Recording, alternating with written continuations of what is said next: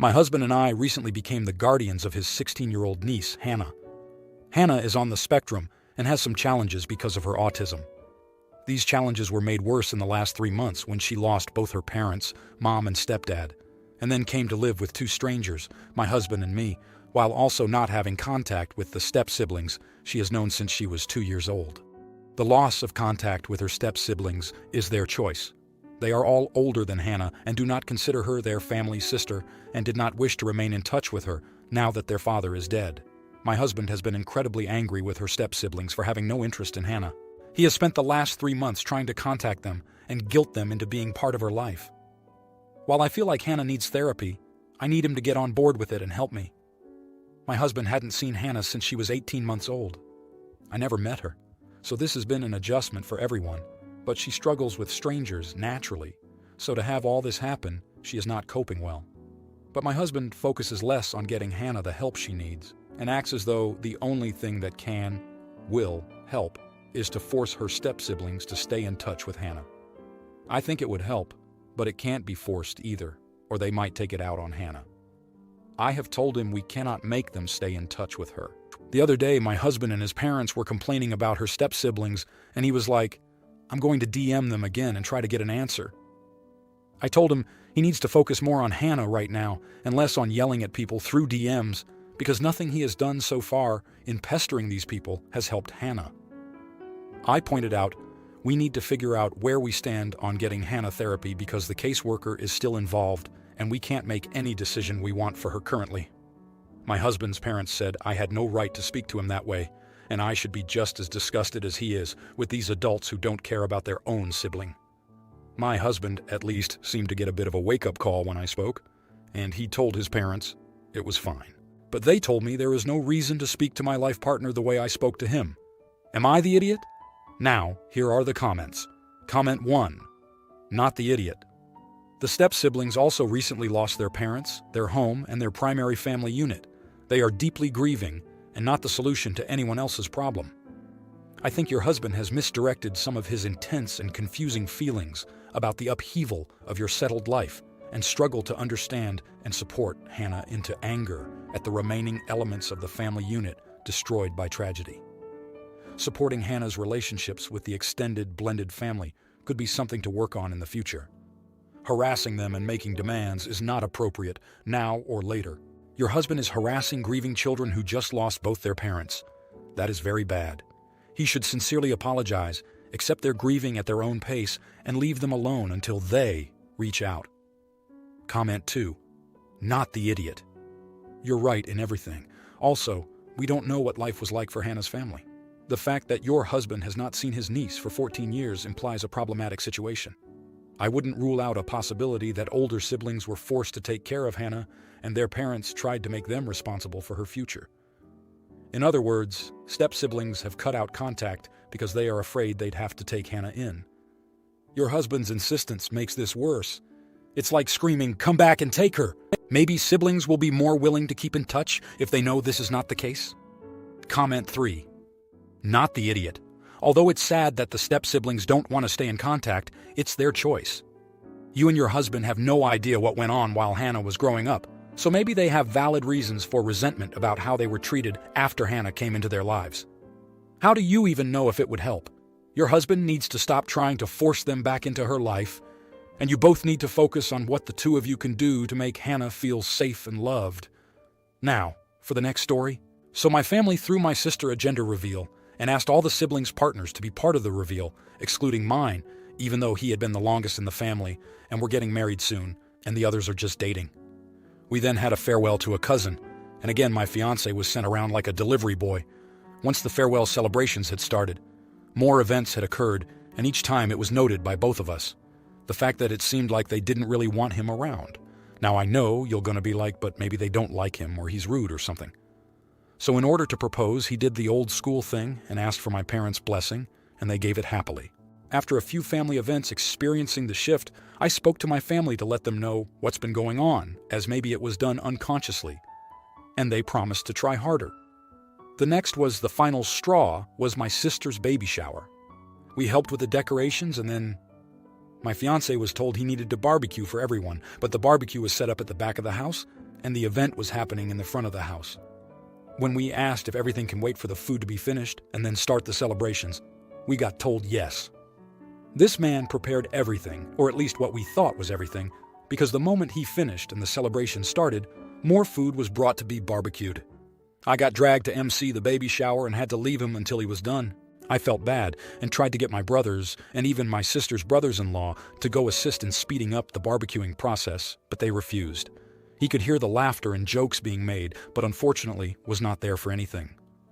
Once done MCing, I pulled my mom to the side and said, "This is what I spoke about, and it's not fair that it's been happening, and nothing seems to change." My fiancé wanted to leave without causing an argument. And so we did an Irish goodbye to most people, but greeted those who were on the way out, and made up an excuse of me not feeling well to leave, so that it doesn't take away from my sister's day. We've decided to limit contact and just take time to think about how to go forward.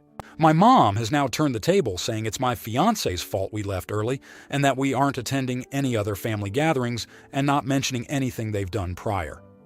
Now, here are the comments. Comment 1. This is deceptively simple. You have a family of gaslighters, people who cause a problem and then tell you how it's your fault, or how it's your fault that it hasn't been solved. Luckily, the solution is simple as well. Tell them you're not giving them another chance to do it to you again because you're not coming over anymore. And then wait for a symphony of more gaslighting telling you that you're being immature, overreacting, etc. Pay it, and the immature people saying it, no mind. One of two things will happen. 1, they will eventually see the error of their ways, apologize, and actually back it up with change for the better. 2, you have a few less narcissists in your life causing unnecessary drama. You win either way. Comment 2. I don't understand why you're tiptoeing around this. You're the idiot because you should have stood up for your fiancé the first time he was excluded. This is your family, and they're never going to care as much about their relationship with your fiancé as they do about their relationship with you. So it's your job to deal with any problems involving your family. You need to tell people that if your fiancé is not welcome, you're not either. He is your partner, and he needs to be shown basic respect. That means being included. Then stand by it. If he is excluded again, leave the gathering and take a break from the family until you see evidence that things will be different. Comment 3. You're the idiot for letting this go on for so long. Your family has been treating your partner like crap on multiple occasions, and you have done little to nothing but talk about and still go along with their demands. I am telling you, this will only stir resentment in your partner and will surely bleed into your relationship. Given your family's history of your partner's treatment, why did he agree to do the BBQ? Now, for the next story. Okay, some context. My 32-year-old female, ex-husband, 49-year-old male, and I get along well for the most part. We co-parent our 9-year-old daughter on a mostly 50-50th basis, with me having her for a few extra days a month due to his fly-in/fly-out schedule for work. The only areas we butt heads with are his lack of communication and nutrition when it comes to our daughter. The nutrition thing is a pain to deal with, but ultimately not the issue at hand here. Since we've been divorced, about 5 years now, he has consistently forgotten to communicate when he needs me to take her early for him, or on days when it would typically be his week with her. I've raised my concerns with him each time and asked him to give me more than a day or two notice when he needs me to take her, but he has failed to do so each time. Because I obviously want my daughter with me as much as possible, I always take her anyway, and reschedule any plans I may have made for myself that conflict. Recently, he and I were talking on the phone and he says to me, "You know you're taking her for 3 weeks as of tomorrow, right?" I did not. He mentioned that he was thinking about taking holidays in September way back in April, did not say when in September, and never brought it up again. I had appointments booked for my week without her and an overnight trip planned. Out of frustration with him and his pattern of disrespect for me and my time, I refused to take her. My thoughts being, if I keep doing this for him, he will continue to forget and things will never change. I am a very passive person, and he knows this. I decided to stand up for myself and not accept his walking all over me. He got extremely upset with me and has demanded that he cannot count on me for anything, and that he will no longer help me out when I need him to take her. Keep in mind, he has never taken her for me on his days off or helped out in that way whatsoever for me. so this really doesn't affect me in any way at all. He claims he canceled his vacation and wasted $1,000 on it now because he has no childcare for his week with her. I understand his frustration with canceling his vacation. He, on the other hand, does not understand my frustrations with his lack of communication and has been cold with me since. Am I the idiot? Now, here are the comments. Comment 1. Not the idiot. My dad used to do the same thing, even though he was only an every second weekend dad. It would get close to school break, and Mom would call him to see what extra days he would take. Most of the time, he'd say something about actually taking us less because he was going on holiday.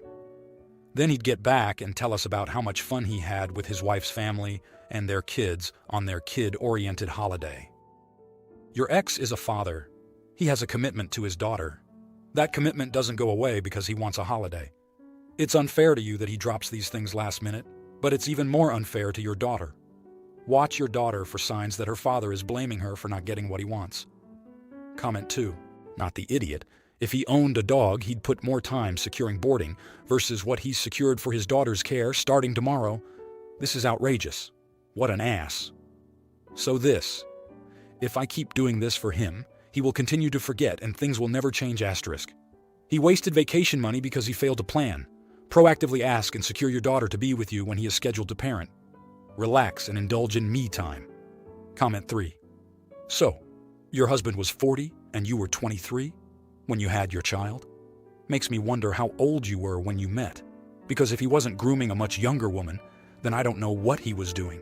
You're not the idiot. He's manipulating you now, like he probably has since you met him. Start documenting everything. Now, for the next story. Our family has an interesting story. My bio-mother's side and bio-father's side have 2 marriages between the families. One of them is our bio-parents, and one of them is between my bio-mom's brother, 55, and my bio-dad's sister, 54. My bio-mom, Linda, and bio-dad, Chris, actually met at my uncle's and aunt's engagement dinner when both of them were 16. Linda and Chris are still complete wrecks. My bio-dad was the troubled one of the family who would have problems with school or work, and my bio-mom has addiction issues since she is 14. When they met and started to have a relationship, both sides of the family tried to break them up. They even sent them to different countries, but they stole $50,000 USD from their families, managed to come together, and ran away when they were 19. They got married in a third world country, and they had me, male 25, and my twin brother when they were 21 years old. They thought we were dead weights, so they left us in the hospital and went to another country. Luckily, they checked into the hospital with their passports, so the hospital reached out to the embassy. Then they found my grandparents and brought us back home, and we have been raised by our uncle and aunt since we call them Mom and Dad.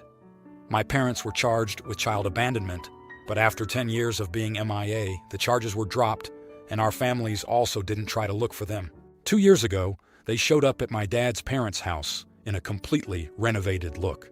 It turns out they finished their education, had stable jobs in the country, started to get mental health treatments, and they were sober for 9 years, and they have basically put themselves together.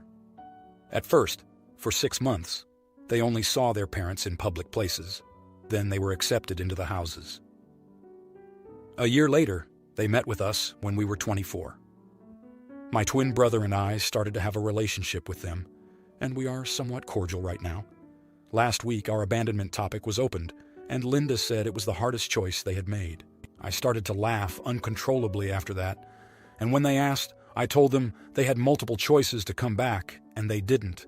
And our families were right not to trust them, and they would always have their eyes on them, and they should accept this at this stage. Linda started to cry, and they left shortly. All of the family except my brother think I am being too cruel, and I should apologize, but I think they had to hear the unfiltered truth. Am I the idiot? Now, here are the comments. Comment 1. All of my family except my brother. It should mean the world to you that the person that agrees with you is the one that experienced the same journey you did. He knows how it feels. The others? Well, they probably love you, but they have previous history with your bio parents as well. It's a mixed bag of feelings for them. Not the idiot. You feel how you feel, and that's not out of spite. They didn't even leave you at your relatives. They *abandoned you at the hospital. Comment 2. not the idiot. The thing is, they didn't even try to get you adopted. They simply abandoned you. You and your brother could have simply died there. Everything turned out fine for you and your brother, but that's no thanks to them. They didn't do anything to ensure you would be okay. It was all due to the kindness of random foreign strangers. Info. Did they even know you were alive and with their family when they came back? Comment 3. Not the idiot. They abandoned you for crying out loud. They're lucky you gave them the time of day in the first place. You should point out to the other family there is no telling where you and your brother would have ended up if they had not been contacted. If you like this video, you'll probably like these too. Also, while you're here, please consider subscribing. It's your support that keeps this channel alive and allows me to make better and longer videos. Have a great day.